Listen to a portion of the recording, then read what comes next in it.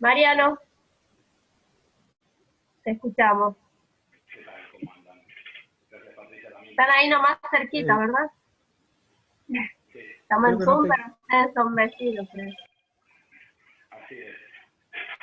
Mariano. Bueno, me verán un poco más cerca. Bueno, muchas gracias, Hernán, Virginia, Alejandro, por esta organización. La verdad que ha sido muy productivo para mí conocer la organización de la microscopía electrónica actual y cómo está tan nucleada, y la verdad que ha sido muy interesante. Para alguien como yo, que bueno, yo soy biólogo, estudié acá en la Universidad de Buenos Aires, luego hice un doctorado en el Instituto Leluar, en biofísica, en sistemas virales, en particular en HPV, y de ahí viajé a Francia y estuve ahí trabajando 10 años en dos diferentes laboratorios, uno en Montpellier y otro en París, antes de volver a donde estoy ahora, que es el CIBION, el Centro de Investigaciones en Bionanociencias, que es un edificio, es un instituto reciente, tiene 10 años, y está ubicado en el Polo Científico Tecnológico en las calles Paraguay y Godoy Cruz, donde está la agencia CONICET y demás, el ministerio, por supuesto. Este instituto está principalmente dirigido hacia la tecnología nano. Trabaja tiene un microscopio de fuerza atómica, OLEO, también se dedica mucho a la superresolución, microscopios de fluorescencia, en el caso de Fernando y Pedro, quien es el director. Pero también tiene una parte muy fuerte e importante en lo que es la metabolómica, con espectrometría de masas y RMN, que de hecho está por llegar un RMN a fin de año, y la parte de síntesis de compuestos químicos con Andrés Luciano y Mariela, que en particular se focaliza en sistemas virales y en el desarrollo de antivirales. Y después estamos los que estamos interesados en los sistemas proteicos, como Gastón y yo. Claramente, lo que les voy a contar hoy, que el título, como ahora ya se me pasó, criomicroscopía electrónica, en realidad criotomografía, pero bueno, traigo bien, en el país no existe, de momento. Al final voy a tratar de ver qué opciones tenemos y en dónde estamos sobre esto, charla. Mariano. Pero bueno, sí, ¿me escuchan? Sí, sí, es como que se corta un poco y no hace que sea fluida, digamos, la charla, el audio, ¿no? ¿Qué puedo hacer? Porque recién andaba bien, puedo cambiar de micrófono. A ver. Un segundo. Sí. Si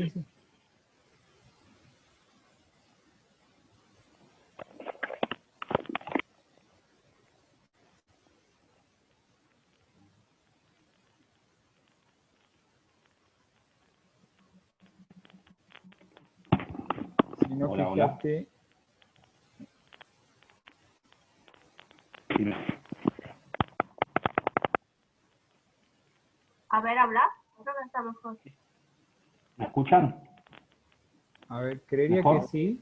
A ver, vamos de vuelta. Ok. Bueno, dígame si se escucha un poco mejor y más fluido ahora. Se escucha más fluido, pero bajito. Ok. Hablaré más fuerte. Grita. Grito, sí. Sí, no sé cuál es el problema, porque hicimos la prueba hace una hora y estaba perfecto. Sí, De estaba alguna bien. forma, sí. Bueno, por ahí. Bueno, entonces, interrúmpanme de vuelta si no escuchan y trato de volver a solucionar este problema. Bien, lo bueno es que es ¿puedo? fluido ahora, Mariano. Bueno, genial. Entonces, suban los volúmenes ustedes, por favor. Y bueno, yo lo que les voy a contar hoy es un trabajo de microscopía electrónica, como bien decía, que en el país todavía no hay. Entonces, es un trabajo que realicé en mi segundo trabajo postdoctoral en el Instituto Pasteur, dirigido por Félix Rey, que es un argentino físico dedicado a la biología estructural, muy importante. Y vamos a hablar de una proteína que se llama la proteína F1. Es una proteína de gusanos, de C. elegans, y se llama F por fallo en fusión epitelial, y fue así como se la descubrió. La estructura de esta proteína es esta que les muestro aquí. Ha sido descrita por primera vez en el laboratorio justamente de Felix Rey, donde yo hice este trabajo.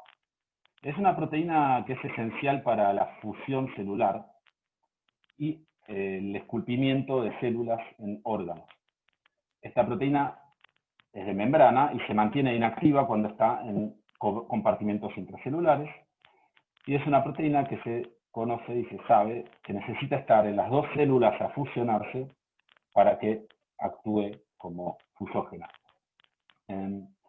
Y lo más interesante, bueno, una gran parte, es que esta estructura tridimensional de la proteína es de tipo fusógena de clase 2.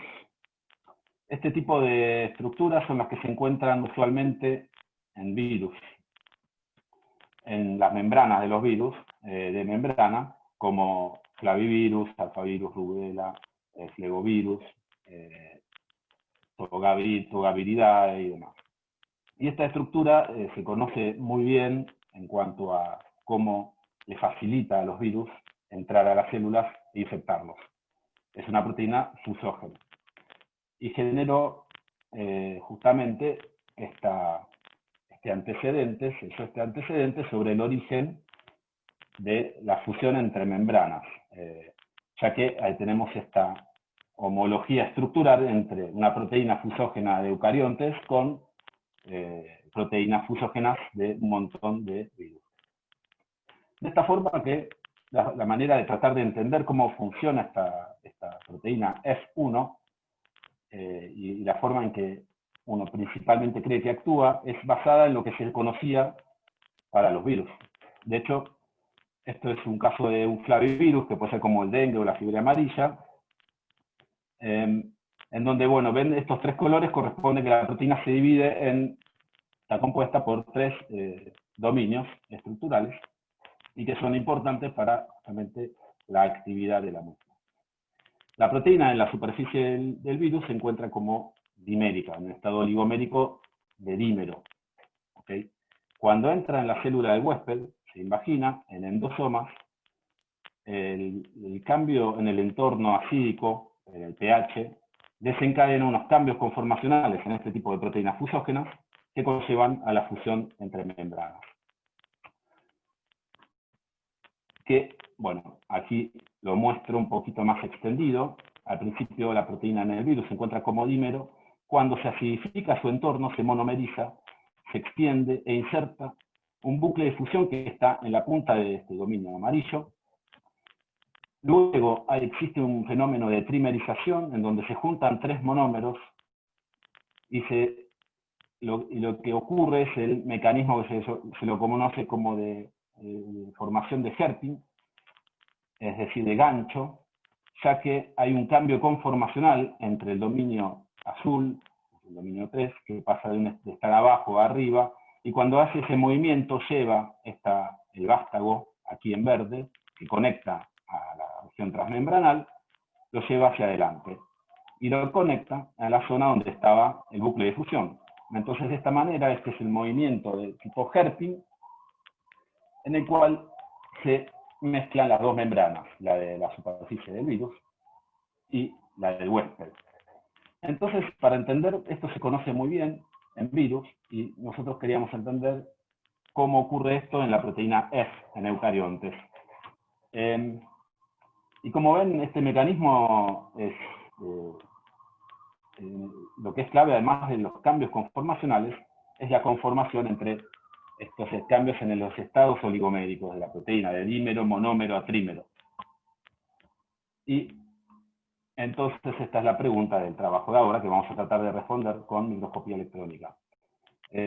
A pesar de que, bueno, F, en la estructura que se la determinó, muestra claramente que no posee un bucle de fusión clásico, que es el de inserción de la membrana del huésped de los virus. Y además, es una proteína que necesita estar en las dos membranas a fusionar, mientras que en el virus está solo en el virus. Es decir, que busca el anclaje y luego fusiona. Entonces, con esta salvedad, que es muy importante, coexisten un montón de modelos de cómo actúa esta proteína para fusionar dos membranas eucariontes. Y se han publicado mecanismos que muestran que existe una interacción entre monómeros, también en base a microscopía electrónica. Hay otros modelos que hablan de un modelo de interacción entre trímeros, con formación de unas estructuras de tipo roseta. Hay modelos como los cuales son los que llevan, digamos, la punta, que es el modelo de tipo viral, que hay cambios conformacionales que conllevan a la unión entre las dos membranas a fusionar.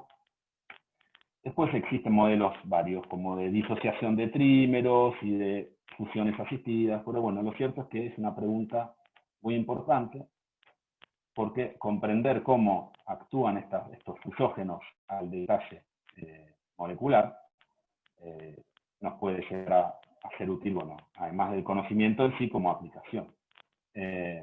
Nosotros partimos con un conocimiento que la proteína en estado trimérico, como muestro en estos dos videos, es la proteína en estado trimérico que se manifiesta en la superficie de las membranas de células eucariontes. Mientras que la versión monomérica se encuentra en general y siempre, bueno, adentro de las células.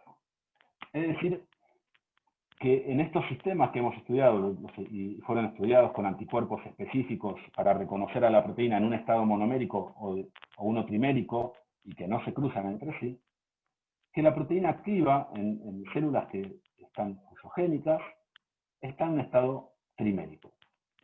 ¿Sí? Entonces, esta premisa abre a la posibilidad a estudiar a la proteína como trímero y tratar de comprender su actividad. Entonces yo les voy a contar en una forma bastante condensada el sistema que elegimos para estudiar la actividad de esta proteína F, una proteína de membrana que fusiona membranas. La identificación de los eventos de fusión que pudimos capturar en criomicrografía, cryo-EM 2D, la confirmación de aquellos eventos por criotomografía, luego un análisis de la distribución de la proteína en la membrana plasmática en estudio, interacciones entre la molécula, también para ahondar en su actividad, un estudio de la correlación estructural entre esta actividad que describimos aquí, de distribución en la membrana, con su actividad difusogénica, y bueno, la propuesta de un mecanismo, etcétera. Y voy a terminar con algunos comentarios sobre la microscopía electrónica en el país. Bueno, el sistema que buscamos para abordar, como anticiparon en la charla anterior, de casualidad, es insertar a la proteína en liposomas y estudiar estos liposomas en solución. De hecho, se produjo la proteína en células de Drosophila, son células de insecto, en líneas estables, se extrajo las membranas, se las disolvió, o sea, se la expresó en forma recombinante a la proteína F, se extrajo la fracción de la membrana, se la suspendió en detergente, luego se la purificó por afinidad, también en detergente, y se la terminó de purificar para tener la solución también con cantidades de detergente bastante limitantes y mínimas, pero suficientes para mantener la región hidrofóbica de la región transmembrana, que no nos afecta.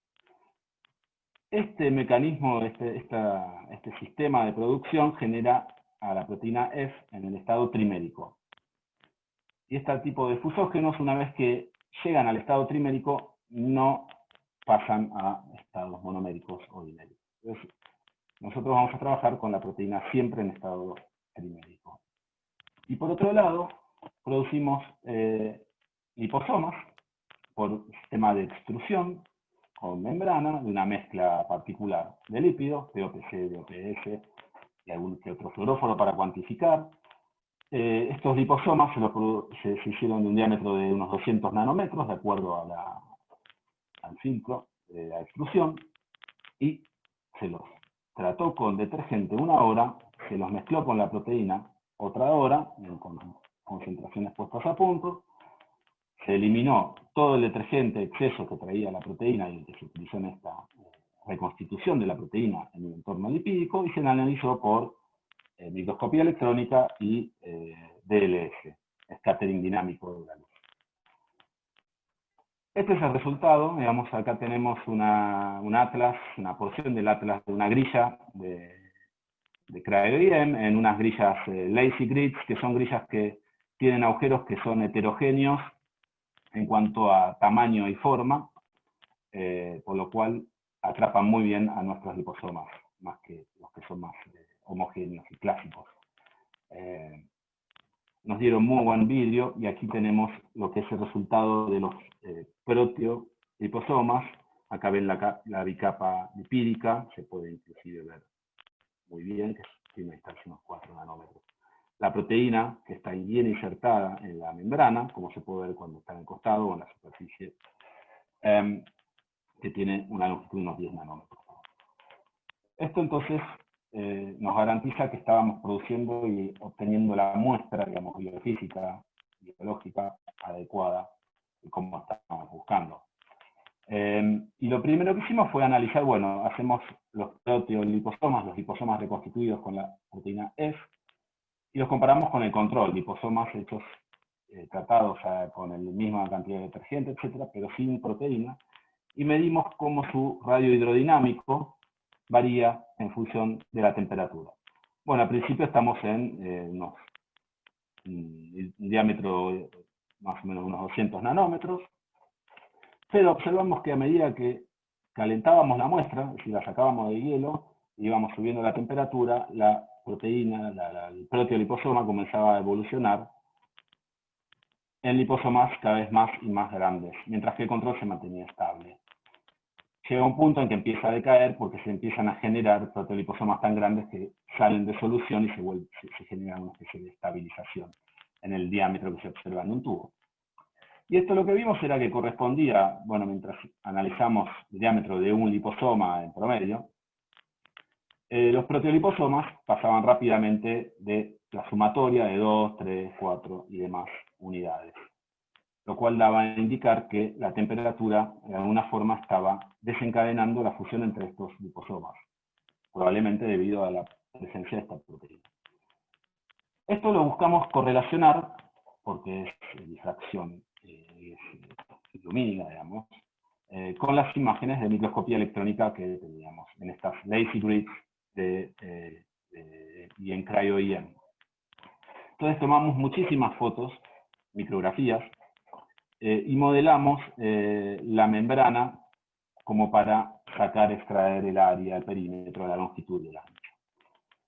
Esta es la cantidad de imágenes más o menos que analizamos, unas 200 micrografías en total, un total de 1.300 liposomas y proteoliposomas, generando una superficie de 1.2 milímetros cuadrados real, en la cual logramos ver que los proteoliposomas efectivamente eran más grandes que los liposomas control, en un, digamos, diámetro en promedio significativo. Estaban manifestando esta muestra de proteoliposomas probablemente eventos de fusión entre sí, y los podíamos ver en ese caso. Y nosotros lo que vimos es que este diámetro correspondía más o menos a una temperatura de unos 10 grados, por lo que habíamos medido por difracción de la luz. Y esto que tiene que ver que cuando uno prepara la muestra, genera los proteoliposomas, si bien mantiene los 4 grados en todo este proceso, cuando depositamos la muestra en las grillas y las secamos, esto se realiza a temperatura ambiente. Y entonces ahí estamos exponiendo rápidamente a las muestras a temperaturas elevadas y fomentando que saltemos de diámetros más grandes, y como estamos observando aquí. Lo cual coincidía con que estábamos viendo una evolución de la muestra. Entonces, si se me sigue escuchando, buscamos en todo este set enorme de micrografías eventos que nos muestren capturas de intermedios de la fusión entre liposomas. Con tantas moléculas, liposomas extraídos, deberíamos encontrar algunos que nos den la pista. Y dos membranas en general está establecido que se fusionan en base a estos eventos morfológicos y cambios, que es formación de punta, etc. Y de hecho es lo que en definitiva pudimos observar. Es decir, los proteoliposomas, podemos ver proteoliposomas que están en contacto, que generan protuberancias puntiagudas, que generan tallos de hemifusión, liposomas, protoliposomas que están formando un poro de fusión, y bueno, los protoliposomas gigantes ya grandes, fusionados. Esto en más detalle y bien salido de foco, uno alcanza a ver cómo la membrana está formando acá lo que estamos proponiendo que observamos. Igual es bastante impresionante. Pero estos son crioidem en 2D. Entonces puede ser, en realidad, que haya un proteoliposoma que esté arriba del otro, o que realmente no estén en contacto, que estén separados, digamos, en el eje. Y entonces lo que hicimos, podemos corroborar con extracción de tomogramas eventos de fusión en estas muestras. Claramente, bueno, preparamos otro set de grillas y las mandamos a analizar a un microscopio muy poderoso, que después les voy a contar. Y dentro del set de tomogramas que analizamos, que estudiamos como unos 80 tomogramas, encontramos eventos claros donde se ven vesículas con proteínas que están en contacto, como en este caso, tenemos una gran vesícula y una pequeña al costado, y dos proteínas que claramente salen de una y de la otra, aquí y aquí, que están en contacto cabeza con cabeza. También encontramos eventos, aquí muestro un ejemplo, de poros de fusión. Entonces acá esto es lo que vamos a ver. Estos son distintos cortes, 1, 2 y 3 de lo que estamos viendo acá en volumen. Y se ve la formación del poro, en este ejemplo, entre dos proteoliposomas. Y lo interesante es que en la zona de contacto y de fusión hay aglomerados de la proteína, claramente indicando su actividad como tal.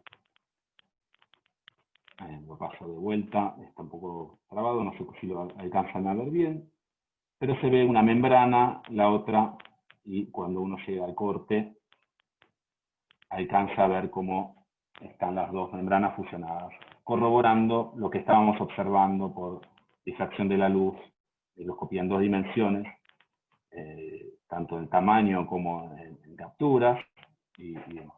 Pero además encontramos en la mayoría de los tomogramas, en realidad, eventos particulares de asociación. Y esto nos llamó a hacer el estudio que viene a continuación.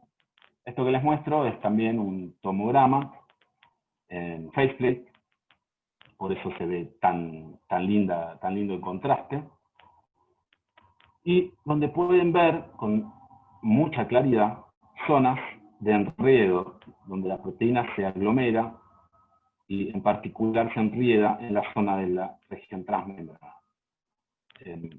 Estos tomogramas faceplate tienen ya de por sí, per se, una resolución altísima, por lo cual es muy contundente. Entonces nos llamó a analizar este tipo de interacciones entre las proteínas en la superficie de nuestros proteoliposomas para entender un poco más qué era lo que estaba ocurriendo. Entonces, para eso, en el set de tomogramas que estudiamos. Acá hay una pequeño resumen de lo que se trata un tomograma, aunque bueno, no está muy especificado, pero supongo que sabrán entender. Estas son todas micrografías tomadas a distintos ángulos, que después se las alinean y uno genera el volumen, que tiene lo que se llama un subtomograma.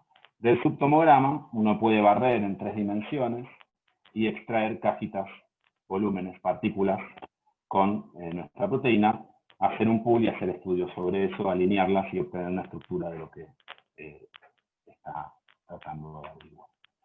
Para decirlo un poco más en detalle, esto es un slide, una línea, digamos, una imagen de un tomograma en donde uno corta y selecciona un protoliposoma a estudiar, luego lo analiza en 3D y lo barre a modo de ir levantando y seleccionando e identificando, o en este caso modelando, los puntos donde hay una proteína F en la membrana.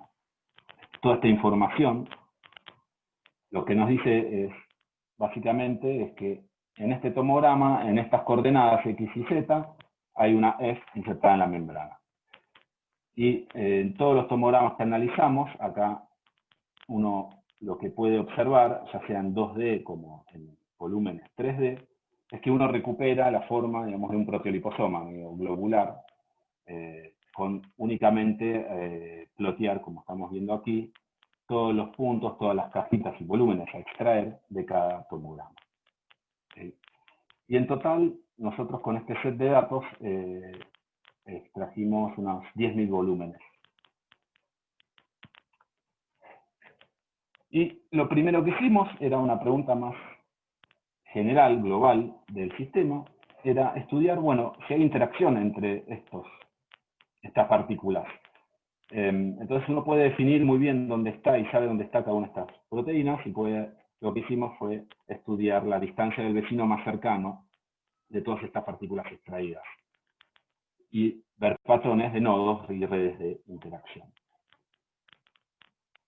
Estas son, bueno, las proporciones, digamos, la proteína, ya les dije, tiene un alto de unos 10 nanómetros, un ancho de 6,7, la membrana lipídica de 4, y así se vería de arriba. Entonces, los puntos es cuando lo vemos de arriba, y cuando está de costado, la vemos de esta forma.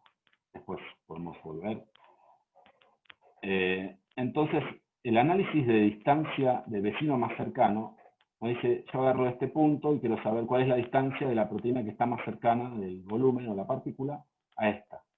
Y va a escrinear de todas las posibles distancias entre todas las coordenadas, que, bueno, evidentemente va a ser esta, y me va a tirar qué distancia es.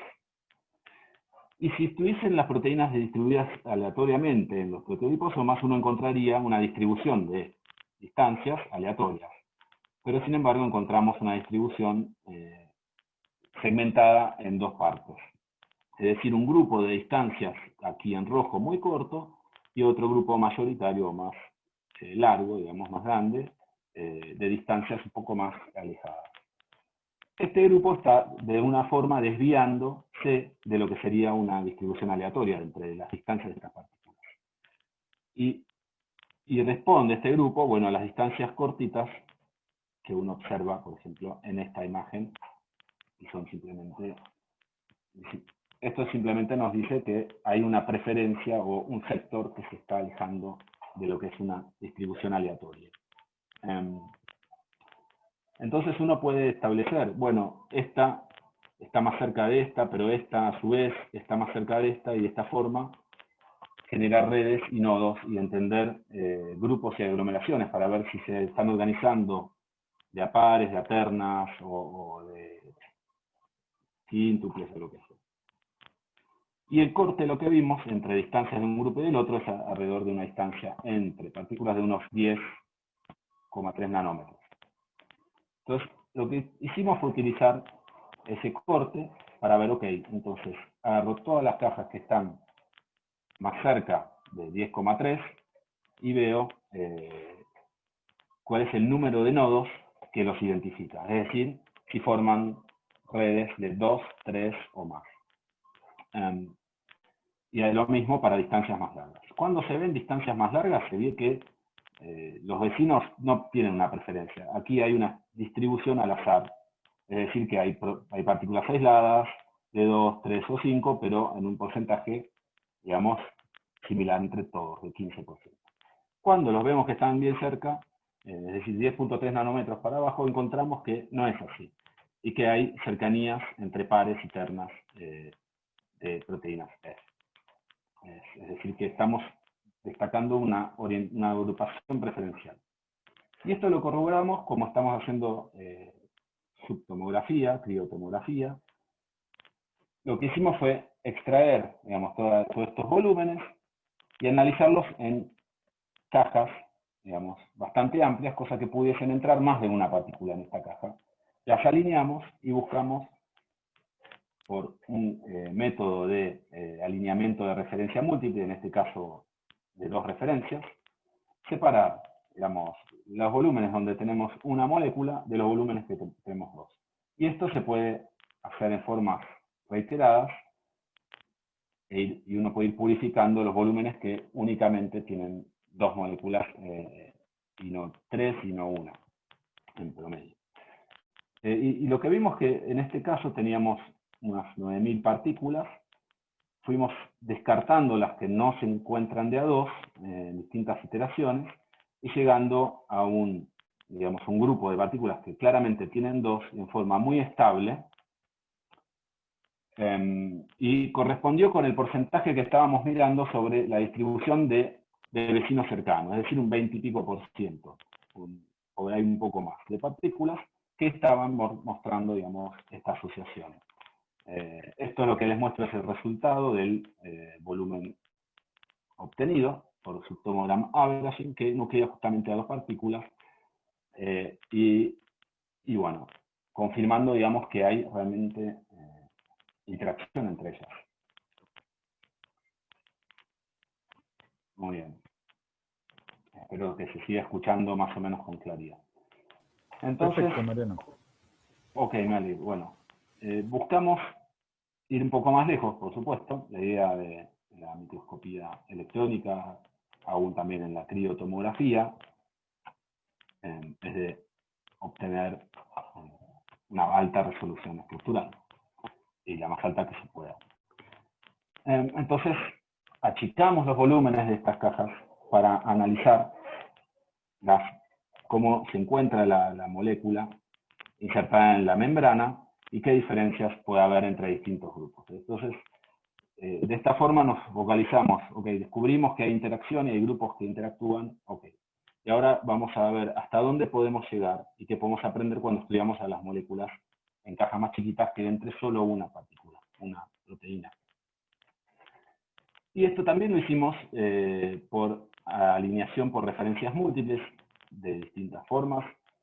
En este caso les muestro un ejemplo con 4 clases, los cuales uno agarra todo el pool de partículas, las enfrenta a 4 referencias que son iguales y ruidosas, y ve cómo a lo largo de distintas iteraciones hay intercambio de partículas de una clase a la otra, es decir, esta partícula se parece más a la segunda y se van formando y se establecen clases que las identifican.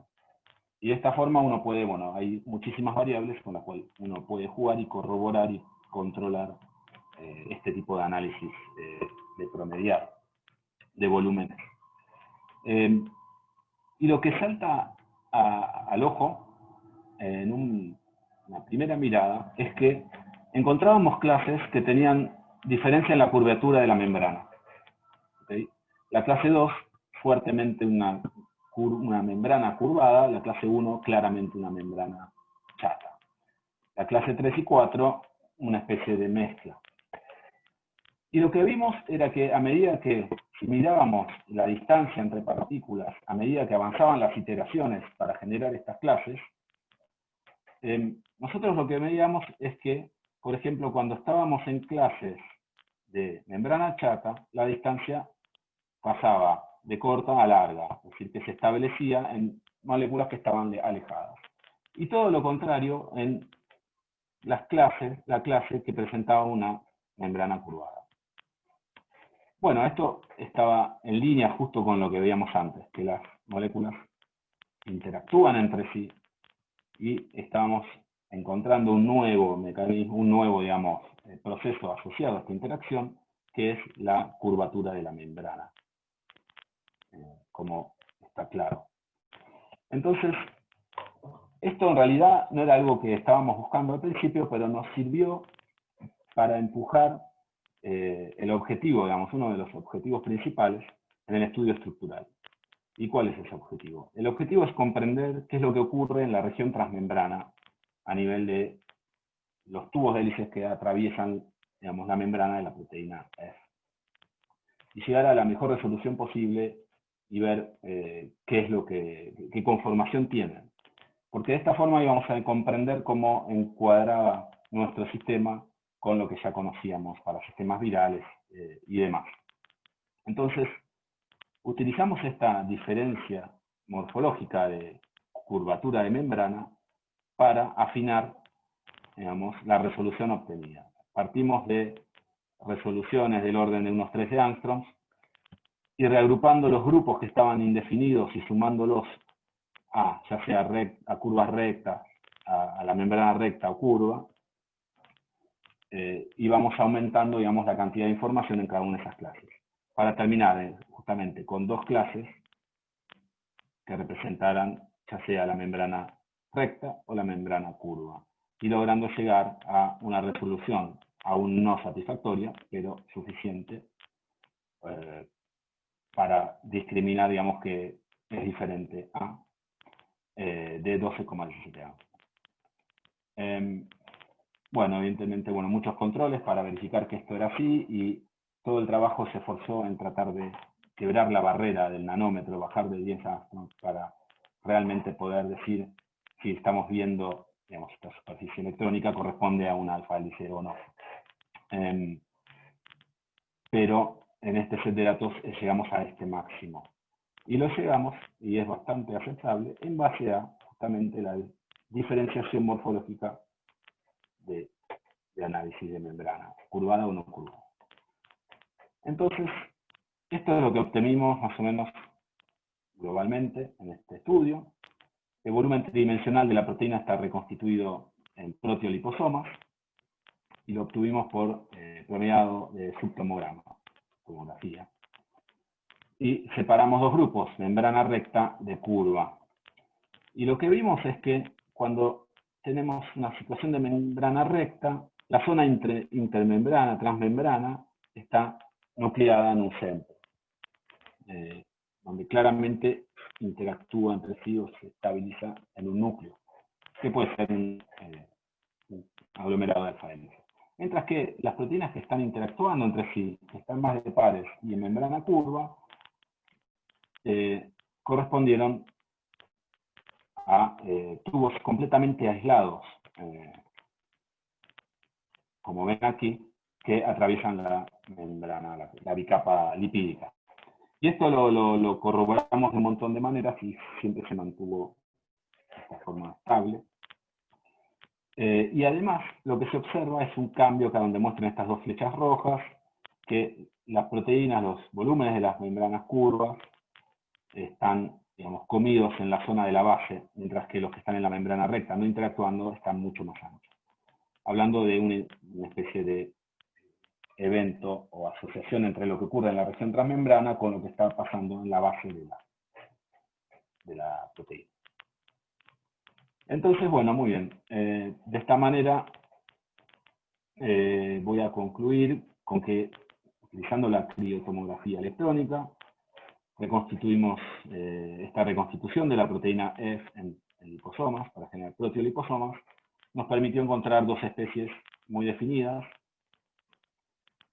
con morfología cambiante, tanto en la región transmembrana como en la base, la cual también se encuentra asociada a curvatura de membrana.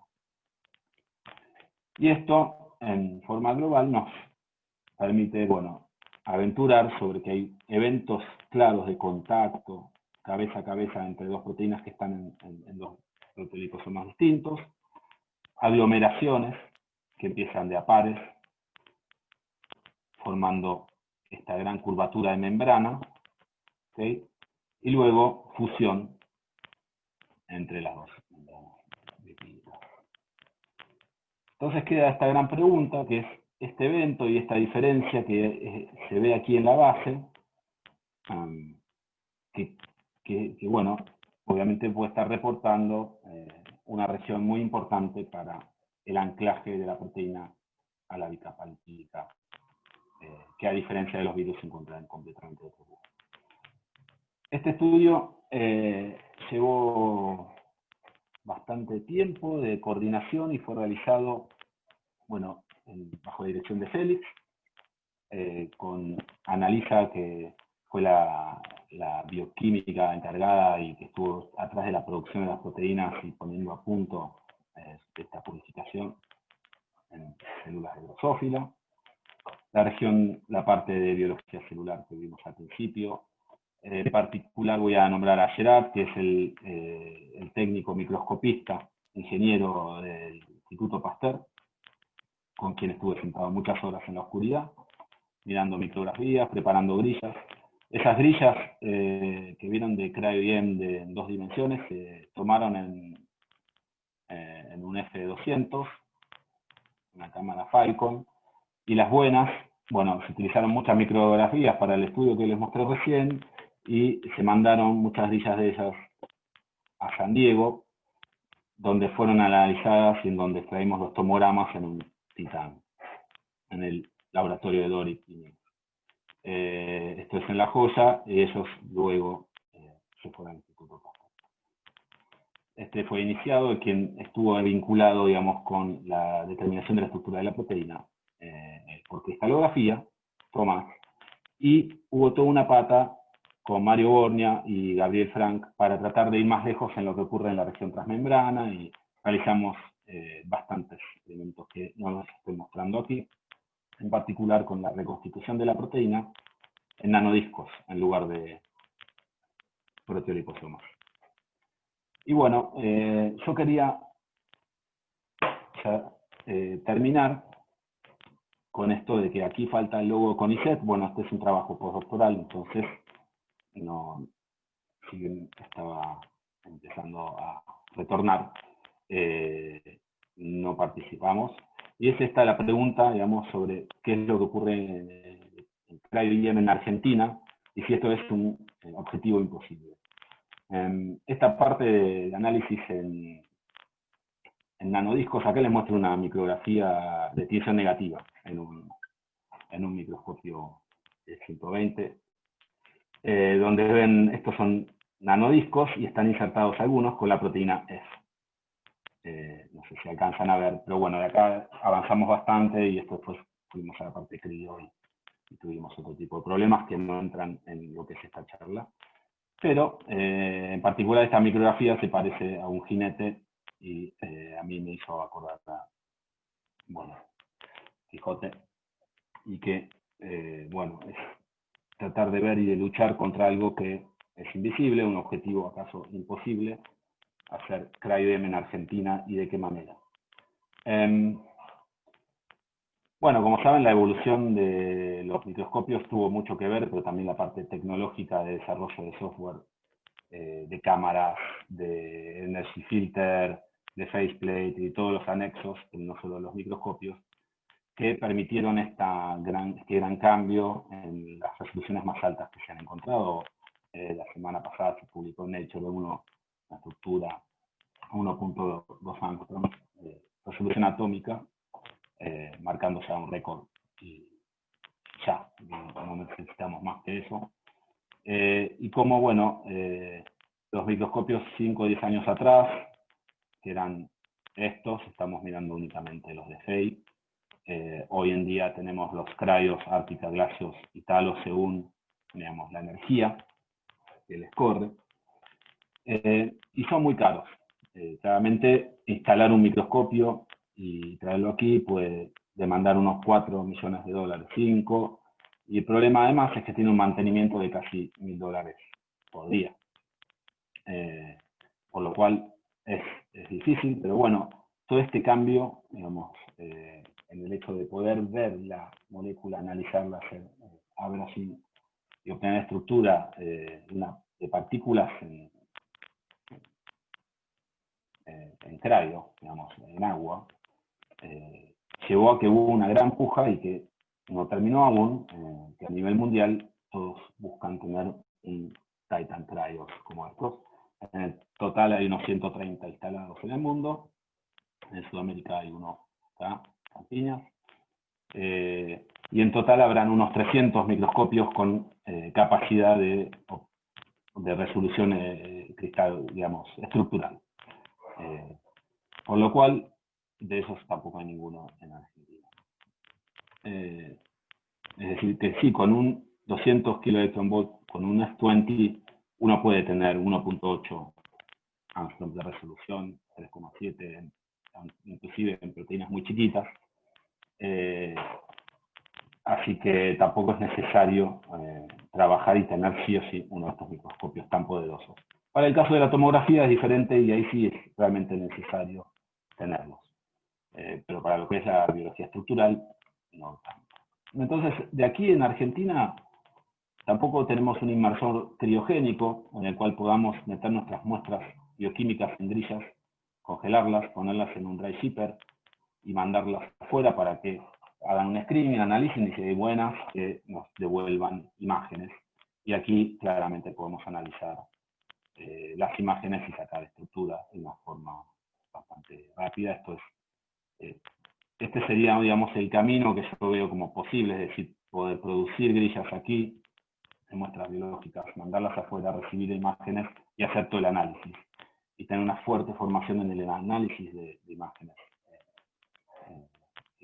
Bueno, que ya sabemos que la formación argentina en lo que es bioquímica y producción de muestras y por su ubicación especial en el trópico, no tiene inconveniente que existan muchas preguntas para analizar. Pero bueno, este sería un camino actual el cual se puede desarrollar y es el que estoy tratando de lograr. A futuro, con microscopios mucho más baratos, uno va a poder llegar a hacer biología estructural y cryo-EM, como muestran estos trabajos que dice que el futuro de la cryo-EM va a ser rápida, simple, accesible y pagable. Es decir, que un cuartito de un T12 ronda en unos $50.000 y el equipo en sí andará en unos 100.000. Otro orden de precio. Entonces, esto es solamente para cerrar.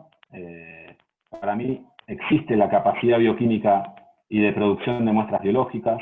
Hay microscopios donde estuve viendo en este simposio de detección negativa, donde uno puede más o menos ver la calidad de sus muestras con muy buena detección, pero no está el CryoProbe asociado para verlas en estado congelado, lo cual sería genial. La logística para envío de estas grillas sería sencilla y el análisis de imágenes sería también sencilla con el auge de lo que es el data mining y el análisis de datos que hay también muy fuerte en el país. Entonces aquí falta ya sea un CryoProbe o un CryoHolder para adaptar estos microscopios existentes y pasar de tinción negativa a crio y chequear las grillas. O directamente un CryoPlunger, un inversor, para preparar grillas y ver qué pasa afuera, desde la muestra. Y bueno, quería agradecer mucho a la organización de todo esto. Con esto voy a cerrar. Espero estar más o menos en tiempo. Muchas gracias a Hernán, Virginia y Alejandro. Ha sido un placer seguir este workshop. Muchas gracias, Mariano. Excelente la presentación y, bueno, trabajo de chinos más o menos, ¿no? Tantas imágenes. Calculo que eso te ha llevado horas y horas, ¿no? ¿Cuánto llevas? ¿Has calculado las horas de uso de equipo para todas las imágenes? Años. Muchas horas de oscuridad y de puesta a punto. Cada paso, digamos, desde la bioquímica básica hasta las buenas grillas, la buena imagen, el buen hielo finito, mucha puesta a punto y sí, mucho tiempo, pero bueno, muy interesante ¿Y sobre cuánto? todo ¿Vos con lo has que está estado 3 aconteciendo. años, 2 años, la postdoc? No, en el Instituto Pasteur estuve 5 años. 5. Sí, sí. Y otro tanto, aunque en realidad menos, en el sur de Francia, en Montpellier. Pero no haciendo microscopía electrónica. Bueno, y otra cosa, digamos, dentro de ese esquema que vos has hecho, que bueno, todos también nos soñamos y somos medios locos de, por ahí de tipo Quijote, de pensar siquiera en hacer esto acá en Argentina. Creo que parte de hacerlo es decirlo, ya cuando uno lo dice, ya lo empieza a imaginar y por ahí abre el Yo camino. creo, totalmente. También. eh, y bueno, eso es muy importante, la capacitación de las personas, como bueno, vos te has ido, has hecho un postdoc, bueno, están también la gente del Eluar, Lisandro Otero, que se han capacitado, pero yo ahí también veo un cuello de botella porque por ahí cuando vos querés ir a hacer esto, te dicen, bueno, pero si vos vas a volver y no tenés un microscopio, como que también, no, es como, es tan requerido este campo, ¿no? Porque hay que decirlo que la biomicroscopía es como top, y aparte hay mucha gente que se quiere capacitar y son los que se capacitan y llegan a un nivel de que pueden hacerlo, son por ahí muy requeridos, incluso ahora en la misma industria, porque están comprando estos equipos para hacer screening y la parte de medicamentos. Entonces, eso, digamos, bueno, de tener los laboratorios donde ir, esto es muy importante, pero yo he visto por mi experiencia que era decir, bueno, pero vos vas a venir a hacer esto acá, pero en Argentina cuando vuelvas no tenés. Entonces, como que también cuesta eso, ¿no? Yo Pero creo bueno, que eso es sí, cuestión de cuesta. tiempo y Es posible encontrarle la vuelta y de juntar fuerzas, yo creo. Y ya con el hecho de... Son varios puntos para mí lo que es la microscopía electrónica en cryo. Y desde lo que es el análisis de imagen es un bloque muy importante. Y eso no es caro hacerlo con 4 placas gráficas, una máquina, inclusive la puedes tener en tu casa o en un laboratorio, pues con $10.000 ya puedes hacer este tipo de promediados que estoy mostrando aquí y llegar bastante lejos. Entonces tampoco es caro esa parte. Además de que uno puede buscar centros de cálculo afuera, inclusive en internet, lo que es Amazon Web y demás. Pero esa parte yo creo que lo que es la calidad de formación para hacer lo que es análisis de imágenes y extensión de calidad de datos estructurales no es el problema es el equipo en sí. Y en ese sentido, uno lo que puede llegar lo más económico posible es preparar una grilla, meterla en un dry shipper congelada y mandarla y ver qué pasa y volver y que vuelvan las imágenes. Digamos, de manera de controlar todo un proyecto y llevar adelante eso. La otra es, bueno, es hacer directamente colaboraciones afuera y tener proyectos compartidos con laboratorios que tienen microscopios electrónicos y hacer idas y vueltas y formar acá, y son 2 alternativas que yo veo. Pero bueno, después un cryo holder, los microscopios existentes sería lo más ideal también para... es delicado mandar grillas que no viste. Tiene que ser un laboratorio de mucha confianza que te las screenee. Y si vos ya las viste y podés sacar una imagen de que están limpias, que tenés buen hielo finito, lindo, y que vas a tener un buen resultado, eso ganarías muchísimo tiempo en la puesta a punto bioquímica. Y ese es el tercer bloque, digamos, análisis de datos, lo que es la parte microscopista y la parte más ingeniera del asunto, y después la parte más de mesada bioquímica y de preparación de muestras y de preguntas biológicas o de objetivos, que yo creo que ahí tampoco hay problemas, sino que más en la parte más tecnológica. No tiene, a mi punto de vista, sentido tener un cryo en el país en este momento con lo que cuesta su mantenimiento. Obviamente sería lo ideal, pero se puede lograr un resultado similar con vías alternativas y adaptarse a la situación de ahora. Y yendo en esa línea, es más factible de instalar un cryo acá, ir por un 200 kV, que requieren cuartos más económicos y menos mantenimiento, donde también se pueden instalar máquinas usadas, y de la misma manera generar grillas de altísima calidad, mandarlas y recibir las micrografías y analizarlas aquí. Pero bueno, ese era un poco el mensaje. Es difícil igual. Tengo múltiples, por ejemplo, una personal, Sí, tengo es como múltiples la intereses guía y sí, está muy lo bueno que que es lo el pongan porque desarrollo. uno ya lo visualiza y va por ese camino, digamos. Sin querer, después lo cumplís. Sí, es una opinión A largo personal de plazo. cómo yo veo que por ahí podría llegar a funcionar algo interesante aquí. Y lo cierto y lo que se escucha de afuera de lo que es esta ala de la microscopía electrónica es que falta gente y faltan manos en todos los puntos. Lo que es el análisis de datos, en el manejo de microscopios, donde realmente hacen falta especialistas y hay una gran demanda.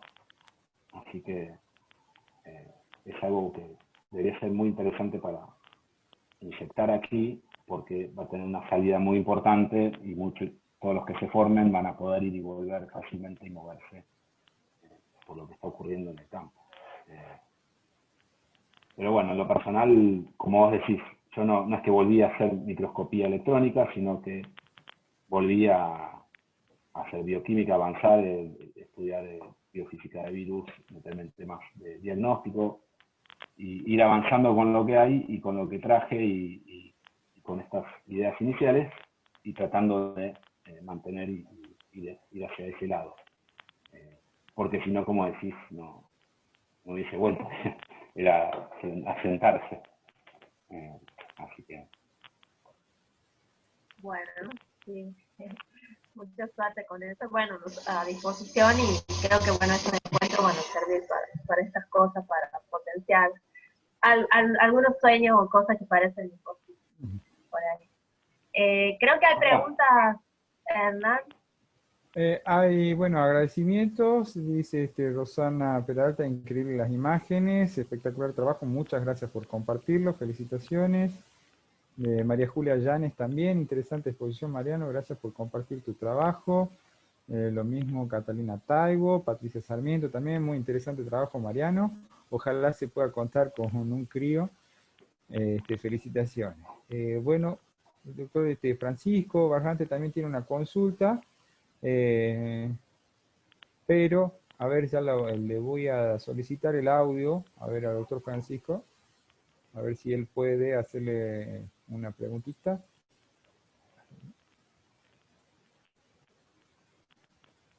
Doctor Francisco, sí. Ok. No me puedo hacer el vídeo, no puedo. Pero escucha, perfecto. Ok. Primero un comentario.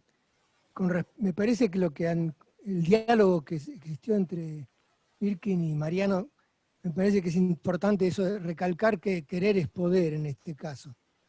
Porque si nos ponemos a pensar el mantenimiento, el ejemplo que se me ocurrió es el mantenimiento de nuestro buque oceanográfico, que sale varios miles de dólares por día. La cuestión es querer tener un microscopio de estas características en la Argentina, porque hay know-how sobre todo en la parte de analítica de imágenes, hay know-how en la preparación biológica, etcétera, etcétera. O sea que es cuestión de querer.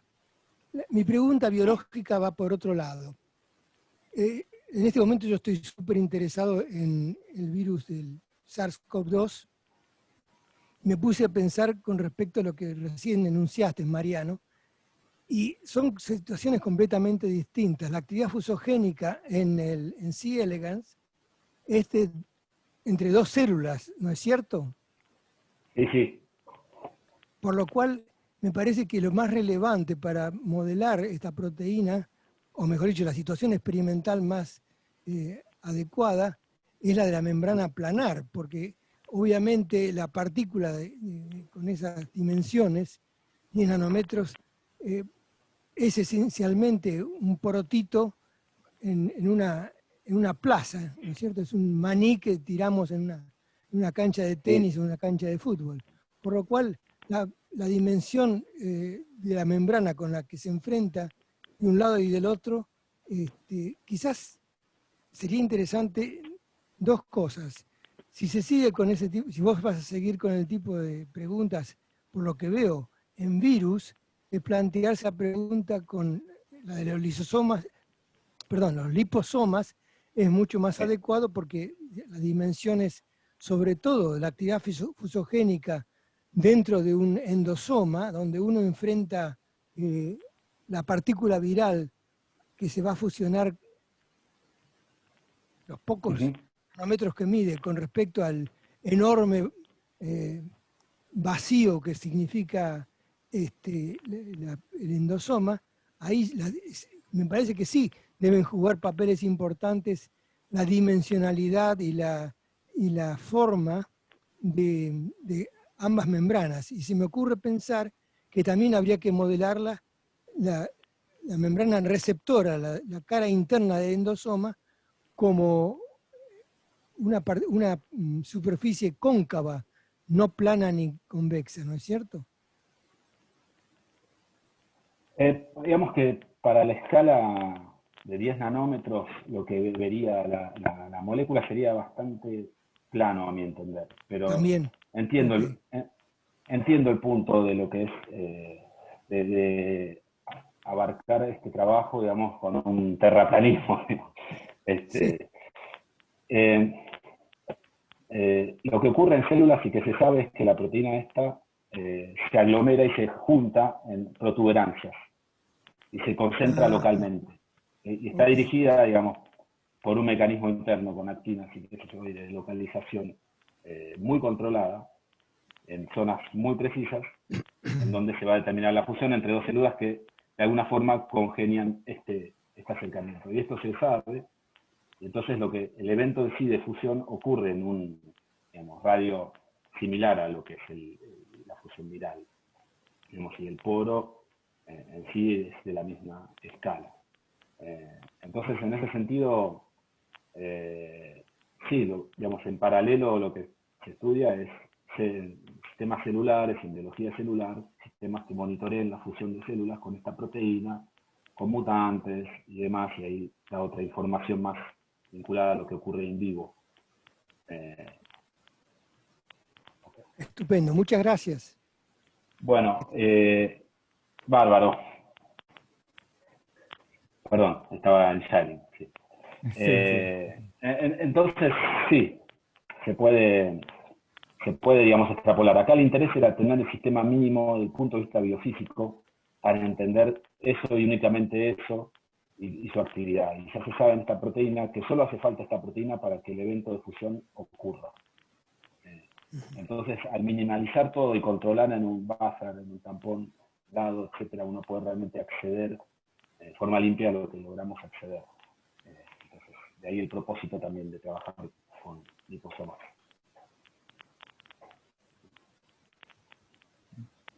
Muchas gracias, Mariano.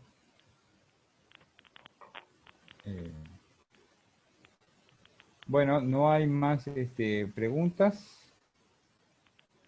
Sí, muchos comentarios, como te decía, de agradecimiento por compartir, Mariano, todo el trabajo que has estado haciendo. Un placer. Bueno, gracias a ustedes.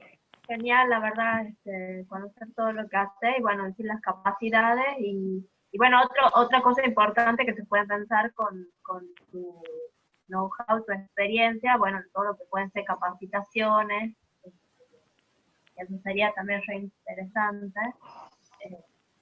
Que bueno, nosotros en esto lo hemos empezado por ahí traer a gente de afuera y hacer cursos en esas temáticas, que obviamente sin práctica, pero bueno, por lo menos de a poquito empezar a meter esos temas y generar interés y que se conozca.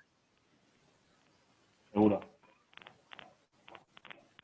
Bueno, finalizamos por hoy. Muy interesantes las dos charlas. Les agradecemos a todos los que se han conectado y siguen aquí. Y bueno, seguimos, nos quedan dos Así es. dos eventos más, uno el miércoles, porque el lunes es feriado, que viene, y después terminamos el lunes 30. Así que bueno, sigamos en el camino creo que ha sido muy interesante y vamos a poder charlar un poquito al final todo. ¿Sí? Muchas gracias, de nuevo Mariano, Patricia, Hernán, Alejandro y a todos los. Chao, chao.